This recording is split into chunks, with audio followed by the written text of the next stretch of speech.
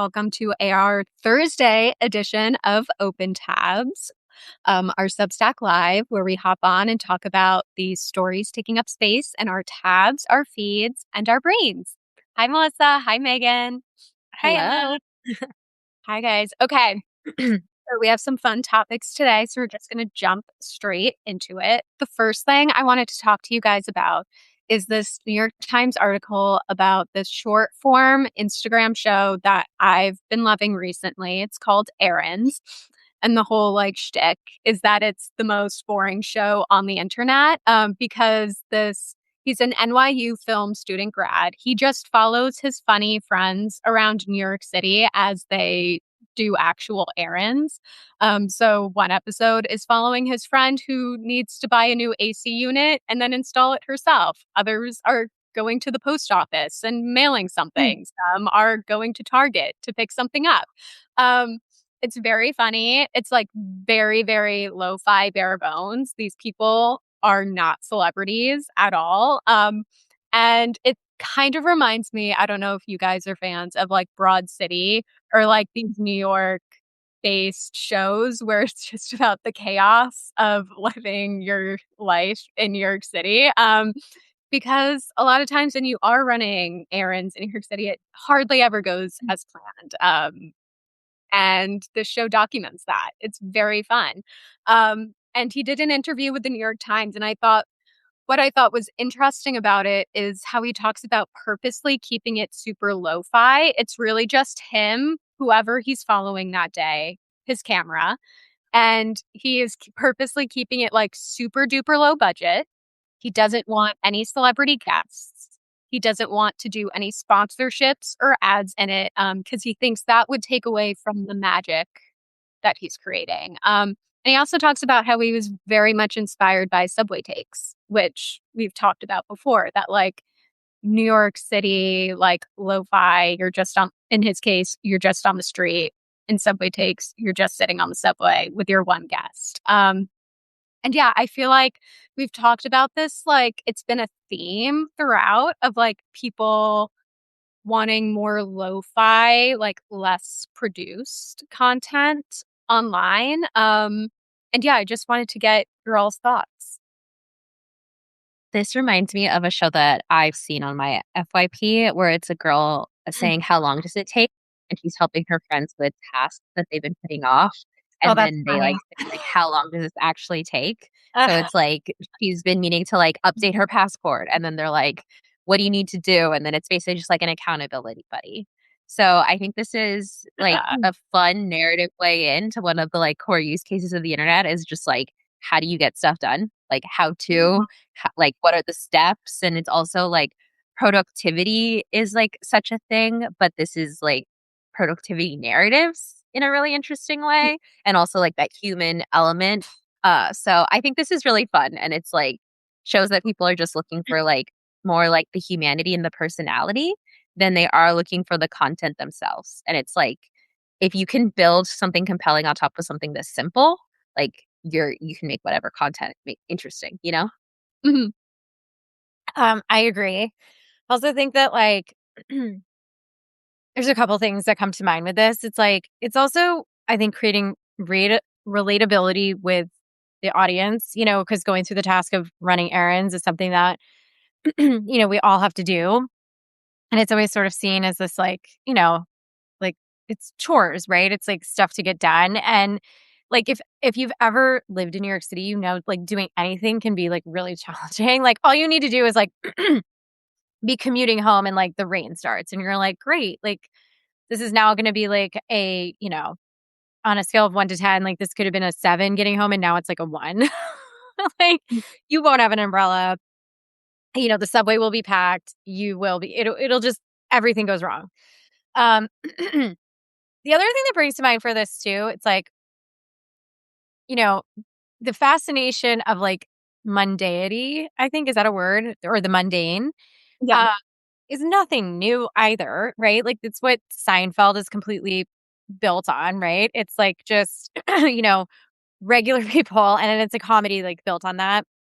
I also think I was just looking at the Instagram account too. one of the top videos that they have, more recent videos that they published, is like a girl going to get her driver's license. It totally looks like The Office, like the way that it's shot. And that's sort of funny too. Like, and I think it's, this idea of like, obviously office culture has been examined and poked at. And then like, obviously like, um, entertainment content has been built off of that, Mhm. right? Like even back rooms, right? Like, and there's all just, or, what's the one on Apple TV? Oh, Severance. Severance, right? So I can see like, and it's actually so funny too, because I have a couple friends of mine that are talent agents and they're all following this account. So I feel like what people are like taking note of, it's like, oh, there's interest in this. And like literally just imagine 10 steps ahead where this becomes like a game show. It becomes a, office type of show where there's like, faux documentary Portlandia kind of thing. Imagine it becoming a horror show. I don't know. You know what I mean? Like you Mhm. can see all of those things, like like things that could permeate from this. Yeah, Yeah, it's I really also think it gets Oh, you go, Megan. I was gonna say, I think it reminds me too of, like, something Emma and I were talking about of, like, YouTube kind of being, like, just something to hang out with, and I feel like people want content that they can just sort of, like, hang out with that doesn't demand their full attention, and I feel like podcasts do that, but if you want something with, like and I literally, since I think about content this way, I find myself being like, "I need something on while I work. It can't be a podcast, but it needs to have a narrative, like, but I don't wanna have to, like, hardcore follow a narrative, and it's like I'm craving, like, the TLC or, like, home improvement shows where it's like I can look up and see a little vignette and then go back to what I was doing, and I feel like this type of content perfectly fills that void of, like, I wanna hang out and just, like, exist with these people versus, like, I want to be entertained by these people. Yes, that's actually how I consume it a lot. I will have it on when I'm doing the dishes Yes. because I want something on, but I'm not gonna be paying close attention to it, and I want something, like, quick. Like, I can't like, it takes me, like, 10 minutes. I need something, like, quick that's funny, Yeah. I enjoy, and doesn't take up too much of my attention. I'm not surprised, Melissa, that your talent agent friends follow because it feels like a funny Vogue 75 questions for, like, Yeah. incoming artist types in New York City, because these are all people he went to, like, NYU with. It's, like, all his friends, and it's very, very funny. And another thing, while we're still on this topic that just popped up today in a similar, like, lo-fi vein, um, Olivia Rodrigo just announced like 3, maybe 5 hours ago that she is doing a surprise concert in Brooklyn tonight. Tickets are only $25, and you can only buy tickets in person at the theater's, box office. I love that. Are the tickets on sale now? Like, can you go rent Yeah, there? you can go she, like I assume they're on sale, like, the second she announced it this afternoon, and I think it was, like I checked her own Instagram, she hasn't even posted about it, I think, like, her label did, and then, like, Rolling Stone, like and, like, the industry mags picked it up, but, like, I just thought it was so interesting, 25 bucks. I'm going to see the Odyssey later, and my ticket for that costs more than the Olivia concert would tonight. There's definitely this like democratization of music right now. Like, again, the Charlie D'Amelio. I'm sorry, not Charlie D'Amelio. Oh my God, who am I thinking of? Addison Rae. No, dark hair. Charlie XCX? Yes, I'm like Oh, Charlie. Charlie X. The other Charlie. The other You were Charlie. there. Yeah, I was there, sort of. If you Charlie had X. just said Charlie, we would have just been like, "Uh-huh, Charlie." Yeah, I know. I should have just done that. Well, just getting back to like, rock and roll and like simplifying and, again, this is also with other entertainment forms too, like Savannah Bananas, like Mhm. just trying to make things affordable. I mean, I wish there was a live cam of like the outside of the box office. That'd be so fun to like watch that right now. and see what There will be TikToks and I will send them to you guys so you can see. I also think that I really like the spontaneity of this. Like Mhm. this is so like even like in adulthood that I only saw in movies where it's like, oh, this band is playing here tonight. Should we go check it out? Like that just does not happen in today's day and age. It's so like plan, plan, plan. Like you're not getting tickets to that unless you plan for it 6 months in advance. And or you want to spend an arm and a leg. And I feel like people are craving this more like let's see what happens. What's available to us? love Let's that. make decisions right now. And I actually listened to a podcast where they're talking about Miley Cyrus and how she doesn't want to tour. And I was like, Miley should just start popping up at random dive bars and playing like a set in LA. Like that would be so cool, so fun. And like if Miley just or have a residency at like the Troubadour, which is like a really small venue here, like that would be so fun where it's just like sometimes Miley's here. Like Friday night, sometimes Miley's here. Like I want more of that vibe, especially living in LA and like living in New York. And you want more like that's the point of being in a city that I don't have to plan my life out 6 months in advance. I can Mhm. see what's going on tonight. Let's go do something fun, you know?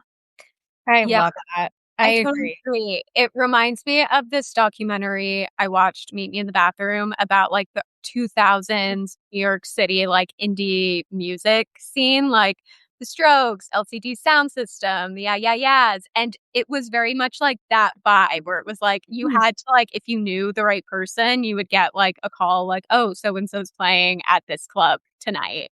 And like, here's the door Yes. password. Like, and that stuff, Yes. it happens, but, like, in much smaller, nicher communities, and I think it's so And I fun. feel like I it also feel happens like, top down too, where like yeah, brands will be like, we're doing this thing, but it's like then it's a branded event and it's not of the community, you know? yeah, I also feel like this is, like, good for I feel like younger people need more spontaneity in their This is lives part of right why they're like this. Yeah. now.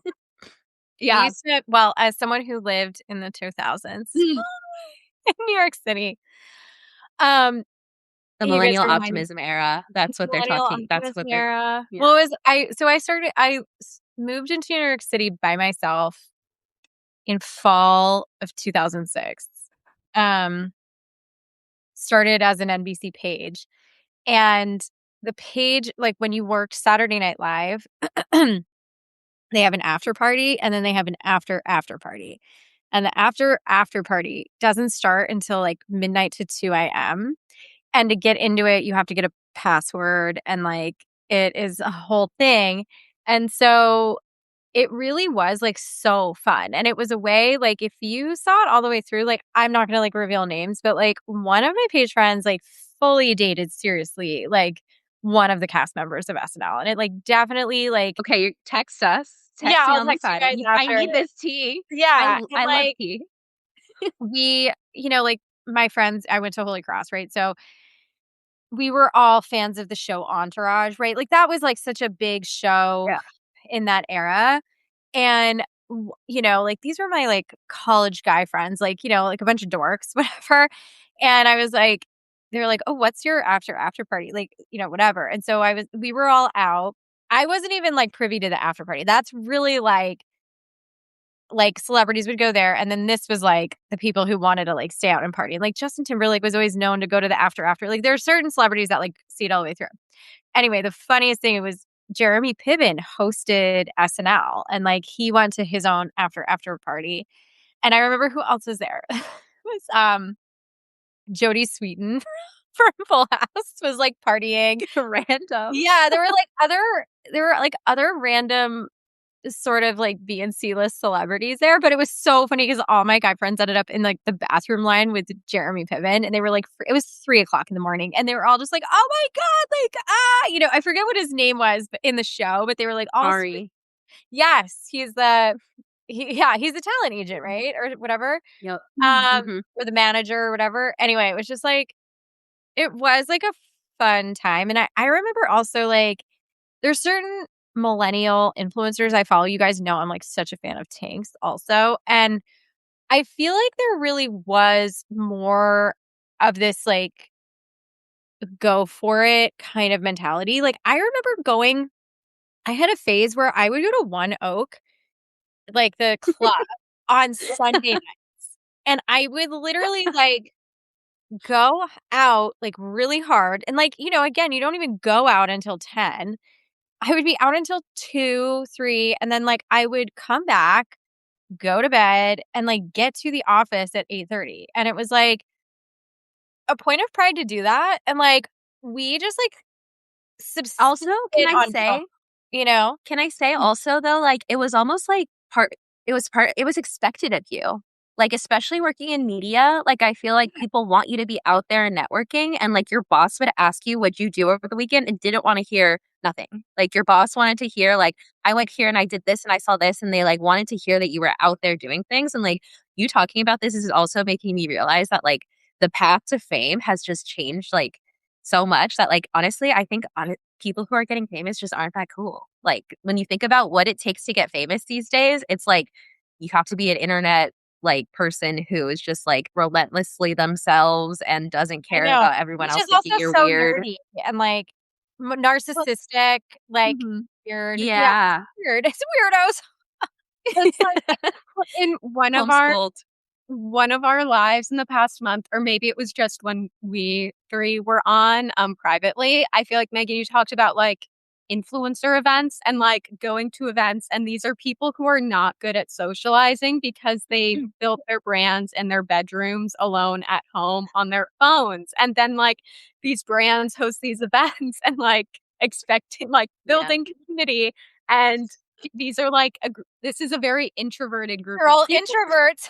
Yeah, and it's, Yeah. like, funny that, like, millennial was, like, be out there, experience, like, live life, and Gen Z's version of, like, living life now is posting in their bedroom at home. Totally. Oh, Yeah. I think that is so true. Like, and I say that about like, even in like corporate culture, when you go to like networking events too, or like when I go to like conferences, which I am always honored to be invited to go, but I don't love it because it's really like, as I think I'm an introverted extrovert. Like I carry myself as an extrovert, whatever, but I really need like to be like totally by myself or like I need like quiet time, like to reset. Like it's definitely how I'm coded. And so I like going to them, but like when you're an extrovert, you're sort of like, there's like sort of this like extra burden to like carry the conversation and like, and like you bring the energy. And so it's like a very like energy sucking experience for me. Um, but yeah, it's so funny. Like, as we were just talking about this too, it reminded me back in the, so it was like, I was 25. So I want to say it was like, and it was like 2011. Okay. It was 2011 and I'd gone through a really bad breakup. I also got into Columbia around this time frame. Or no, I was in Columbia. I was at Columbia and working full time. And so I was going to the Columbia Graduate School of Journalism as like a part-time student. It was a 2-year path while working full time at NBC. And I went through this awful breakup and the guy had kind of been dating, which was never going to go anywhere. He was this like crazy frat boy from Boston. It was like a world when I Okay. dated him where it was like such exposure. He went to Bentley, but like had all these like flashy friends. Like there were like it was just a lot of like um looks and money and like events and travel and things. And it was The like scene. very, yeah. And like I'm sort of like, I feel like I didn't have to, not to be whatever, but like I was at NBC. Like I worked on the Today Show. I was like at the concert series and like meeting all these like celebrities, actually meeting them in the mornings. And so I was just like, kind of like, why are you trying so hard? Like, this is like so insane. But anyway, it was sort of an era of like sharing on Instagram. It was like early aughts of Instagram. And I was like, of course, feeling like, oh, I gotta like, this breakup has happened and like, my life isn't over now. And so I like, this is, and Emma, no, you guys both know me very well. Like, I'm so type A. Like, I'm like, okay, I'm gonna fix this, and now I'm gonna effing fix it, And so I am not kidding. I pulled out a whole year of like a calendar, and then I started researching things to do every weekend. I was like, cool things in New York, cool things here, whatever. Oh, like I gotta touch base with this friend because I know that she's free here or whatever. I'm not kidding. I ended up in the most wild year ever. Like it was like suddenly I was like snowboarding in Chamonix and none of my friends made the flight. So I was with all these random people in France, like by myself. And I was like, oh my God, like if I get hurt, like they have no idea who I am. Like I have no idea what's going on, like whatever. I ended up that was the year I went to Dubai. I went to India. I filled in like weekdays all over New York. Like I was at the Dead Mouse concert. I like made friends with this guy who's actually from San Francisco, but he lived in this apartment that I think was Isaac Mizrahi's like former apartment. So it was this like insane apartment that was so cool. He had like 3 roommates and there was a big giant purple couch in it that Isaac had made, but it was so big that they couldn't get it out of the apartment. So it was just like iconic thing. And like I remember going to all these crazy bars with him. Like it would be like it would start like you would start a bar crawl at like 9 o'clock in the morning and you'd be like, let's go watch soccer in the West Village. And then we're gonna like go on a boat. And then we're gonna come back. And then we're gonna like order tacos. And then we're gonna like go and change and shower. And then we're gonna go to like the Gold Bar. And then we're gonna go down to, I don't even know. Like it was just the thing that's so cool about New York is that if you want to do something like that, specifically New York too. Like, I mean, again, I was all over the place. I spent so much money. I had a perpetual sore throat. I think my like lymph nodes were inflamed for a whole year. Like, it was just like so crazy. I had a seizure. You know that meme that's like a Victorian child like showing things that would kill a Victorian child? I feel like you just described like a week in your life would kill a Gen Z. Like they would legitimately die.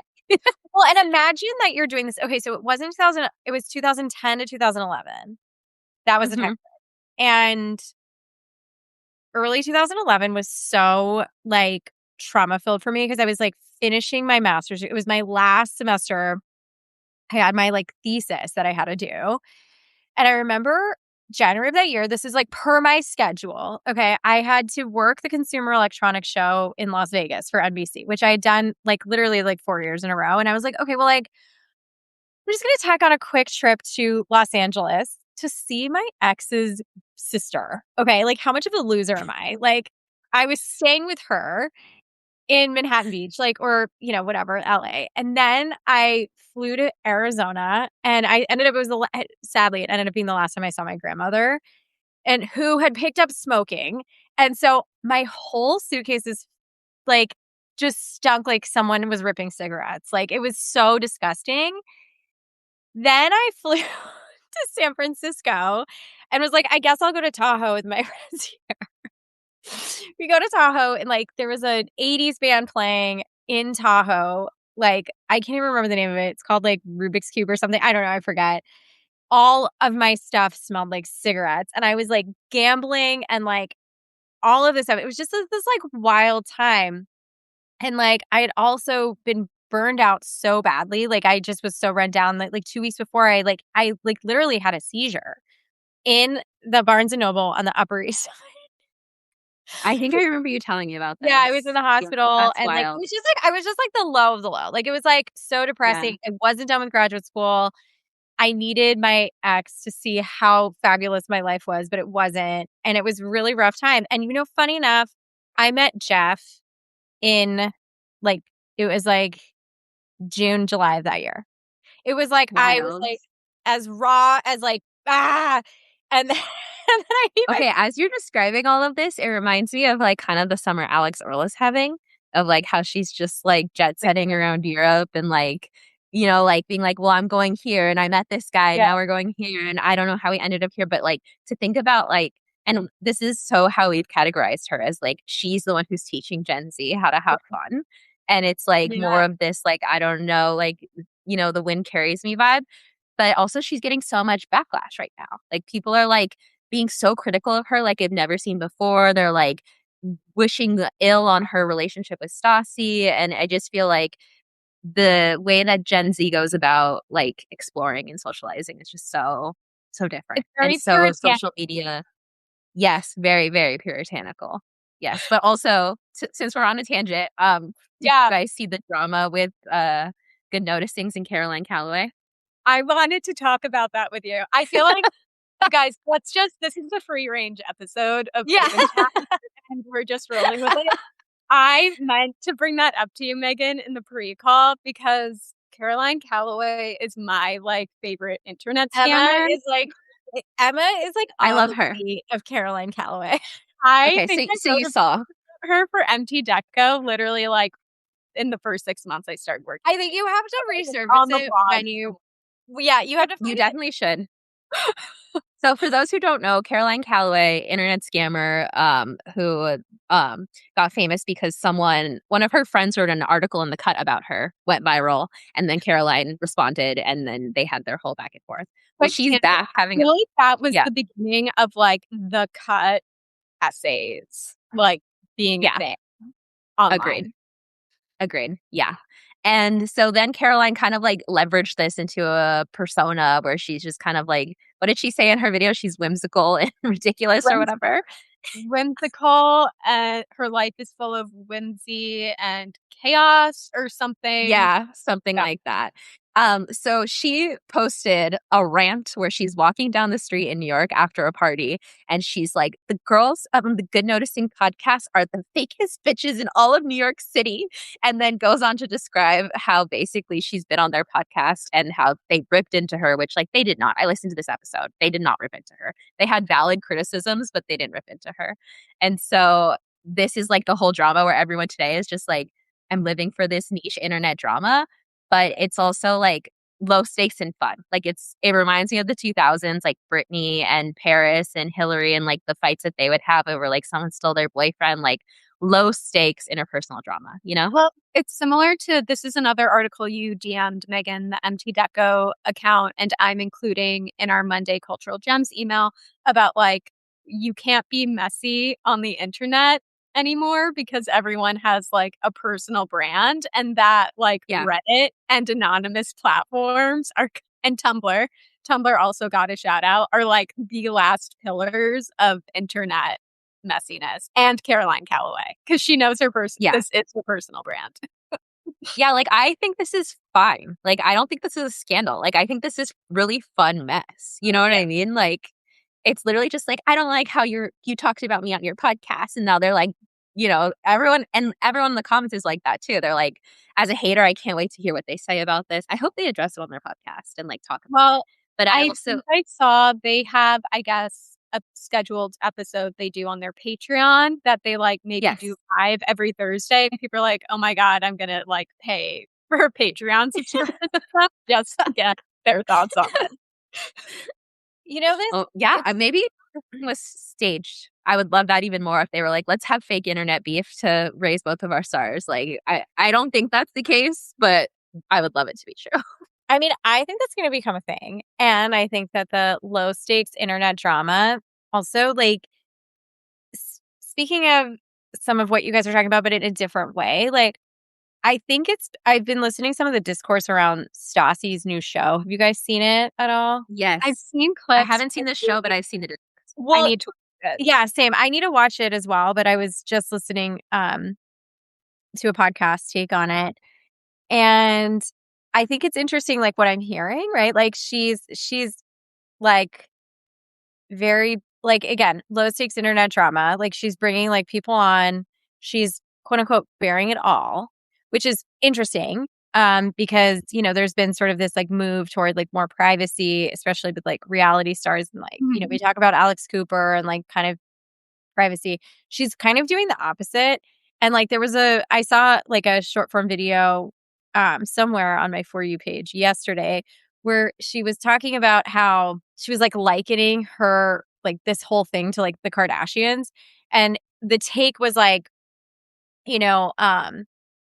like the question from the interviewer was like, well, why are you like showing your kids like so blatantly on the show? And she's just like, well, they were born into a reality show family.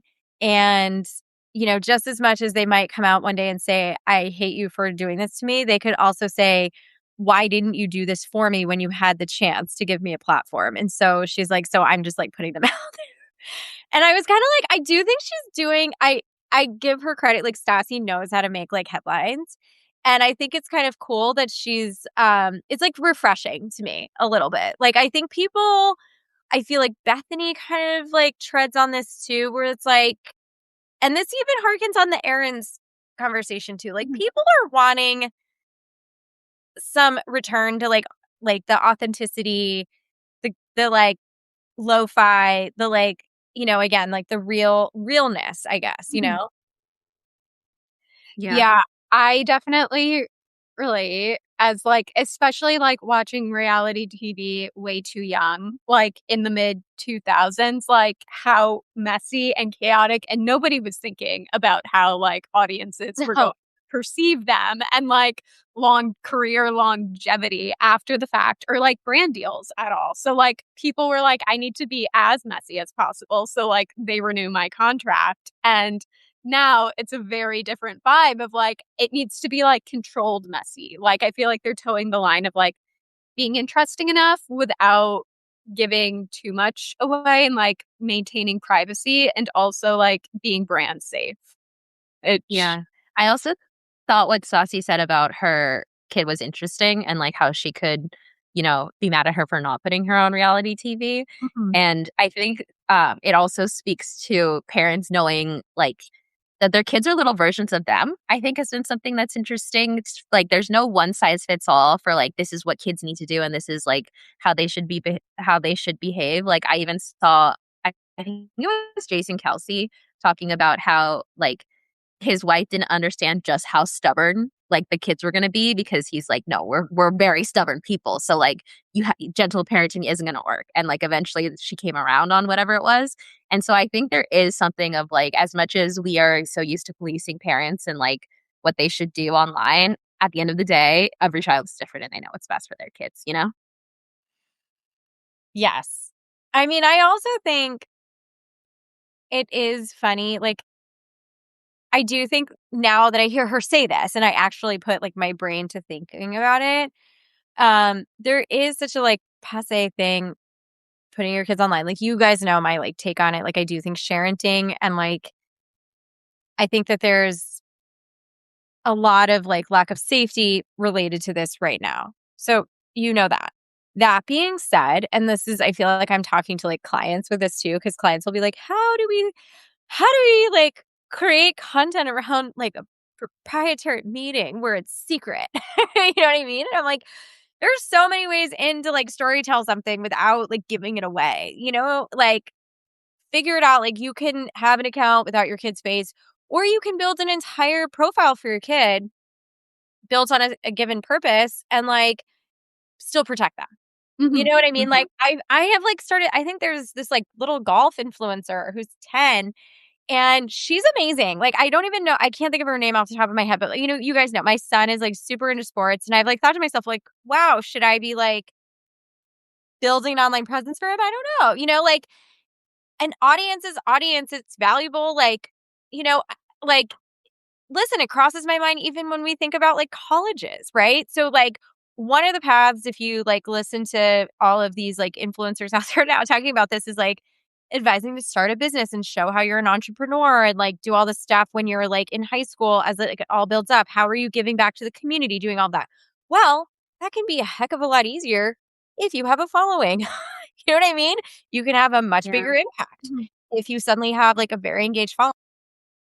Oh my gosh, and I do think, like, there is something fascinating, like, I feel like I don't know, like, the examination of, like, even the baton passing of an account to a child that has, like, like, I do think that that is just a fascinating thing, and I think we're gonna start to see a lot more of that in, like, the coming years, and, I don't know. What do you guys think? Do you think it's valuable? Should I do it? What do you think?